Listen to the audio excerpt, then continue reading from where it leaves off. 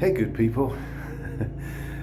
Still in limbo here, still in between developments, working on my exit from the US to the UK, biding my time and having to display a lot of patience. And I apologize, in the background I have a landscaper doing his thing.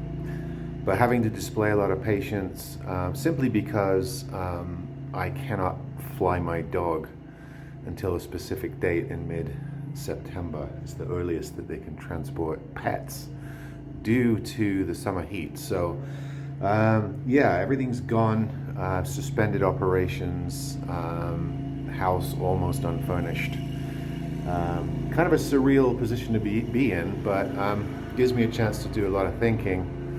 And one thing I've been thinking about is prompted by another video of Ted Woodford's. If you haven't seen his channel, probably the best I've seen on YouTube for high-level lutherie work on acoustic and electric guitars. And such a great presenter of the craft, very erudite person, very intelligent, enjoy his videos. But I've noticed that he tends to get a little grumpy, a little frumpy even, when he talks about people asking about training or wanting to become a luthier. And I kind of understand why his comments sometimes turn bleak and disparaging when this question comes up. So I was just going to explain it from my perspective. When I worked in a violin shop almost 20 years ago now, actually more than 20 years ago, I had the unique opportunity as an administrator to sort of infiltrate the back room and impose myself upon a raft of really good luthiers and learn the trade. I probably would not have been hired for the purposes of working on instruments, so my path was kind of unique. And the reason being is that they were very, very picky about who they took on to train to do this kind of instrument restoration or building even work. They didn't take on too many apprentices, and when they did take on an apprentice, it wasn't the guy showing up at the violin shop saying, "Hey, I love music, I love violin, I love cello, I love basses, I really want to learn. I was hoping you'd take me on. I'd work really hard. I have a passion for this sort of stuff." The owner of the shop at the time explained to me those people rarely work out. So a simple passion for music or instruments is not enough for high-level work. It may be for setup work, which is why on this channel I often invite people to learn a bit of setup, because I think if you know the rudiments of guitar setup, you can have a lot of fun. You can do a lot, even if it's just setting up your own instruments. It will improve your experience of guitars, maintaining guitars, or even buying new guitars. So I think that's separate. We'll call those setup people. I think that's possible, and a lot of you, that's all you ever want to do, is just learn how to do enough setup to maintain and buy with confidence so that you can set up new guitars. That can be taught to varying levels of prowess, obviously. Regarding going the next step to more high-level repair, the shop I worked with would only take on people with a rudimentary woodworking knowledge. So a cabinet maker, perhaps, somebody in the carpentry trade. Maybe they didn't have much of an interest in music, but they had the skills to shape and hone into instrument lutherie. And that's because there are some things that are harder to teach. When you see a good luthier at their craft, they're meticulous, they're patient, they're long-suffering. It is a work with a lot of slog and little rewards, and this is something that Ted makes pretty clear on his videos. It takes a long time to get good. It takes a long time to develop a clientele, even if you are good. It's a tough market. to break into. Think about if you have a Martin or a Taylor and you want a neck reset, who are you going to take it to? You're going to take it to a recognized luthier, somebody with a reputation, somebody who has years in the business and has the wisdom, or somebody who's relatively new. You're probably going to take it to the former person and pay a little bit more perhaps. So it's a really tough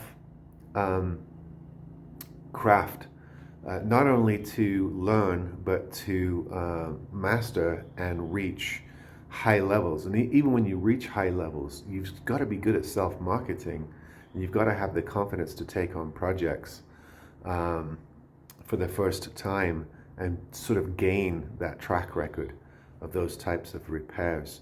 A lot of people do it by working for someone else. A lot of luthiers I worked with in the early days were working for someone else in their violin shop. They reached a certain level of prowess, they got confident, they developed a name for themselves, and then they usually took off and either opened their own shops or went up the chain, worked for a higher respected shop. Or maybe they went to a particular shop that worked on specific instruments that they wanted to work on. But it was always like stepladder kind of thing. And so if you have an opportunity to, sort of do the due diligence and work for someone else and really, really learn a lot before you open your own repair shop or something like that, I think you're better served for the future. What I think Ted was especially disparaging is people doing all their learning online or from YouTube and then launching out straight into high-level repair, which is not only dangerous to that person because you really need experience. You really need to work on various procedures before you can manage them on your own. But also, it's going to kill your reputation if one goes wrong. So,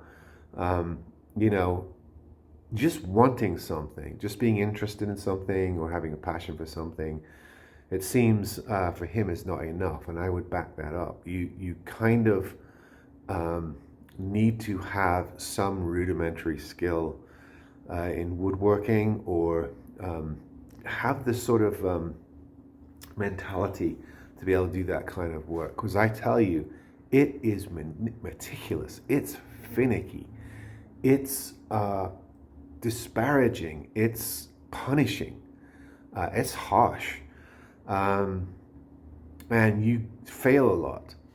And another thing that he proposed that I also back up, and he was doing a neck reset at the time, and he's much more higher level than I am, is that you can't just do one of those things from watching a few videos on YouTube. And if you do decide to take something like that on, for God's sake, don't do it on your Martin or Taylor. Buy yourself a $30 airline guitar or an old K or something from the thrift store and do your first 2-3 neck resets that way. Don't do it on any guitars that you prize in your collection, and God forbid in anyone else's collection, because you probably will fail that first time. So I fully understand when he sort of rolls his eyes and goes, God, not another one. Because let's say out of 10 people that show an interest in learning this trade, you might get one. Or maybe even the odds are lower than that. It might be 1 in 50. You might get one that will work out. Because it really is taxing, not only on the skill level, but you need a certain personality for this kind of work. Those of you who are jewelry makers or watchmakers or work on small infinitesimal things, or even perhaps people who work on computer circuit boards, you know what I'm talking about. It takes a certain mindset to work on those kinds of things, and not everyone can do it. I would say very few people can do it, and I've seen a lot of people sort of throw a fit and leave a violin bench and never come back just because it's so frustrating. So And knowing your limits until you improve your limits is my last course of advice. I know what I can't do. And I have to work on junk guitars until I can do it, until I'm confident I can do it, before I take on a good guitar. You know, those of you who have an interest in this craft, it's great. I love to hear it when people say, oh, I'd love to do that. And you know how many guitarists have said that to me over the years? If I had a nickel for every one, or a shilling, let's say, for every one, I'd be a millionaire by now. You know, it's really great that people are interested, and there is a romantic notion to lutherie, and I understand the pull because I have it myself. But I'd say of those hundreds of people that have said that, very few are suited, and fewer still, once trying it, stick at it, because it's hard, it's difficult. However, if you just want to be an able setup person and be able to do rudimentary setups on guitars, I think that's attainable. It's still finicky, it's still hard, it's still taxing. It's still a difficult skill to learn, but I think that's a good benchmark for what you might want to do in the lutherie world. And then if you feel like you have an aptitude for it, both mentally and physically, then maybe you can go to the next step and start looking at higher level repair, and then, you know, making instruments from there. So yeah, I understand why when you watch, it's not just Ted, it's other luthiers as well, Dan Erlewine, people like that. Often when they talk about students and people coming to them wanting to learn, you know, it's an eye roll moment, like, not again. Because, you know, most apprentices fail, and most people aren't cut out for it, and most people aren't ready to do the due diligence to become a good luthier. And there's a lot of poor quality work in the field which drags everyone down. As I've told you in many videos before, most of my repair jobs are repairing other people's repairs. And this is backed up by all the big luthiers on YouTube. How many times do you see somebody doing a neck reset of a neck reset? Or fixing a top that's already been glued? Or replacing cleats on a guitar that didn't hold? It's not always the luthier's fault that something needs to be re-repaired, but more often than not, it is negligible work.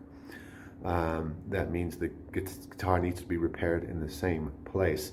So, you know, there's enough poor quality work in the field. It drags everyone down. So when these high-level luthiers seem a bit snotty about people coming into the field, these are the reasons why. I hope I've explained it, at least from my perspective anyway. But it's an interesting topic. I never want to douse people's passion for things. You know, I think it's wonderful that there are people wanting to get into this field, whether it's collecting, repairing, high-level repair, appraising. It doesn't matter. It's great. The more the merrier. But if you want to get to the top of a particular field, it is a very, very, very taxing and challenging journey. All right, folks. Talk to you on the next one.